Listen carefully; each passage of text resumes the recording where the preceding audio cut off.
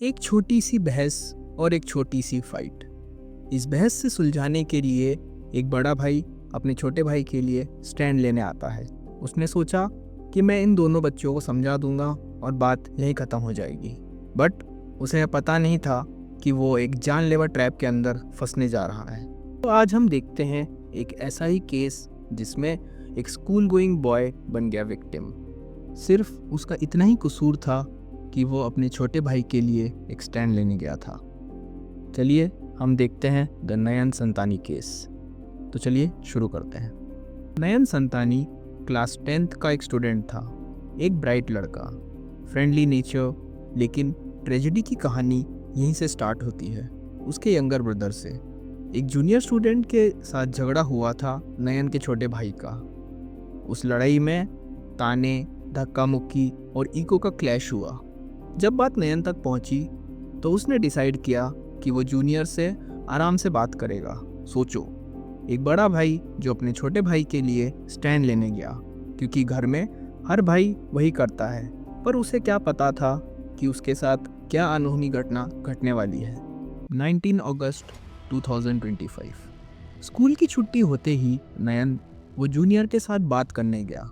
उसने सोचा कि पहले ये मामला पूरा समझ लेता हूँ और उसके बाद इसको यहीं शांत कर दूंगा। बट नयन को क्या पता था कि वह उसका एक आखिरी दिन होगा। विटनेसेस का कहना था कि उन दोनों के बीच में थोड़ी बहुत आर्गुमेंट शुरू हो गई और जूनियर के चेहरे पर गुस्सा अलग ही देखा जा रहा था। और इस आर्गुमेंट के बीच में जूनियर ने अपने बैग से एक चाकू निकाला और सीधा नयन के पेट में मार दिया। यह सीन देखकर स्टूडेंट्स पीछे हटने लगते हैं, सब शॉक में आ जाते हैं और नयन यह घायल अवस्था में लंगड़ाता हुआ खून से लथपथ स्कूल के अंदर वापस एंटर करता है, ताकि उसे लगा था कि वो स्कूल के अंदर जाएगा तो उसे हेल्प मिलेगी। और ये सीसीटीवी फुटेजेस में भी देखा जा सकता है कि एक बच्चा खून में लथपथ कैंपस के अंदर एंटर करता है। और यहीं हम देखते हैं कि कुछ मिनट ही डिसाइड करते हैं एक आदमी का जीवन और मरण। रिपोर्ट्स के मुताबिक यह सवाल था कि क्या नयन को वहाँ तुरंत हेल्प मिली या नहीं। आई विटनेसेस का कहना था कि नयन ऐसी अवस्था में वहाँ 30 से 40 मिनट तक तड़पता रहा, बट कोई ने उसकी हेल्प नहीं करी। और उल्टा स्कूल वालों ने एम्बुलेंस बुलाने की बजाय एक वाटर टैंकर बुलवाया, ताकि वो जो नयन का खून है वो साफ कर सके। सोचो, एक बच्चा जो अपने मौत के इतने करीब है और स्कूल वाले इतने इनसेंसिबल हैं कि वो पहले उसका खून साफ करते हैं, एम्बुलेंस बाद में बुलाते हैं। बट यहाँ स्कूल वालों का कहना था कि उन्होंने बहुत स्पीडी एक्शन लिया। 6-7 मिनट के अंदर ही नयन को स्कूल के टीचर्स ऑटो में डालकर हॉस्पिटल ले गए थे।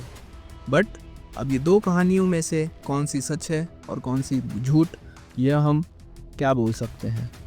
इंसिडेंट के बाद अक्यूज ने अपने दोस्त को एक कैजुअल सा टेक्स्ट भेजा, मार नहीं डालना था, छोड़ना, जो हुआ सो हुआ। सोचो, एक इंसान जिसने अभी अभी एक ज़िंदगी ख़त्म कर दी, उसके वर्ड्स में गिल्ट का 1% भी नहीं था। कोई पैनिक, कोई रिग्रेट नहीं, बस एक केयरलेस एक्सेप्टेंस, जैसे किसी का फ़ोन गिर गया हो, जो हुआ सो हुआ।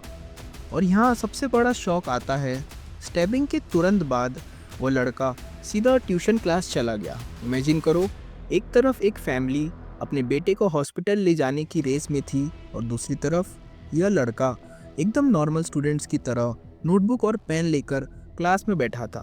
और जब ट्यूशन ख़त्म हुआ तो वो इनोसेंस का मास्क पहने हुए वापस स्कूल में आ गया, एकदम काम, एकदम नॉर्मल, जैसे उसने कुछ करा ही नहीं हो। अंदर से उसको भी पता था कि उसने एक क्राइम कमिट किया है और उसको लगा कि वो अपना डेली रूटीन ऐसे ही फॉलो करता रहेगा तो उसे सबको लगेगा कि इसने कुछ नहीं करा है और वो अपनी इनोसेंस प्रूव कर देगा। बट उसकी ये कोल्ड ब्लडेड मेंटेलिटी थी कि वो बहुत काम रहा और उसने ऐसा एक्ट किया कि जैसे उसके लिए ये सब नॉर्मल हो। लेकिन ब्लेम सिर्फ अक्यूज के ऊपर नहीं था, स्कूल भी बहुत जल्दी स्पॉटलाइट में आ गया। बाकी पेरेंट्स का कहना था कि अगर स्टूडेंट्स एक इतना बड़ा हीनियस क्राइम स्कूल में रहते हुए कर सकता है, तो वो समाज और बाकी बच्चों की सेफ्टी के ऊपर भी एक बहुत बड़ा क्वेश्चन मार्क लगाता है। पुलिस ने भी यह देखते हुए स्कूल के प्रिंसिपल और स्कूल के टीचर्स के ऊपर एक एफआईआर दर्ज करी। एफआईआर में साफ साफ लिखा हुआ था कि due to the negligence of the school, school वालों ने पुलिस और अथॉरिटी को टाइम पर रहते हुए इन्फॉर्म नहीं करा। एक जिंदगी के लिए शायद वो कुछ क्षण काफी थे। कभी वो टाइम स्कूल वाले वेस्ट ना करते तो आज नयन हमारे बीच में होता।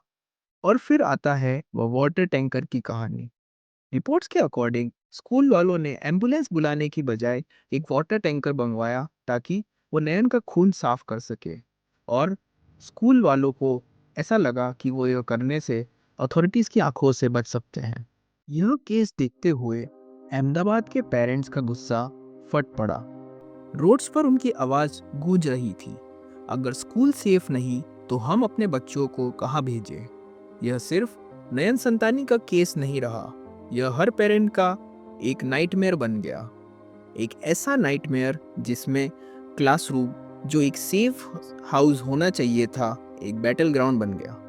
नयन के पिता गिरीश संतानी ने मीडिया से कहा कि मेरे बच्चे का खून हुआ है और जो किलर है उसे सिर्फ एक ही सज़ा मिलनी चाहिए और वो है डेथ पेनल्टी। उनके शब्द हर दूसरे बच्चे के पेरेंट के दिल में एक डर बैठा गए। जो अक्यूज था उसे जुवेनाइल कस्टडी में काउंसलिंग में भेज दिया गया और उसे एक काउंसलिंग सेशन में डाला गया है। बट सवाल यह है कि क्या यह काफ़ी था? तो अभी तक हमारे पास पीसेस हैं। एक भाई जो सिर्फ अपने छोटे भाई का स्टैंड लेने गया था, एक जूनियर जो छुरी लेकर आया था, एक स्कूल जिसमें एलिगेशंस और कॉन्ट्राडिक्शंस है, और एक फैमिली जो सिर्फ जस्टिस मांग रही है। लेकिन असली सच अभी छुपा हुआ है। सीसीटीवी की पूरी recording, forensic reports, witness statements, जब ये सामने आएंगे तो डिसाइड होगा कि क्या यह एक इम्पल्सिव एक्ट था या एक प्री प्लान्ड अटैक।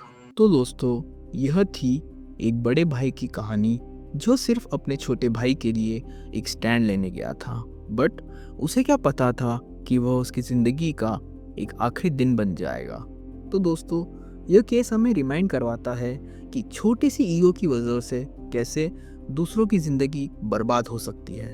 तो दोस्तों, अब इस केस को ज़्यादा से ज़्यादा शेयर करिए ताकि हमें और कोई नयन की ज़िंदगी ऐसी खोनी ना पड़े। और आप कमेंट करिए कि क्या जो जूनियर है उसे क्या सज़ा मिलनी चाहिए, और शेयर और सब्सक्राइब ज़रूर करिए। धन्यवाद।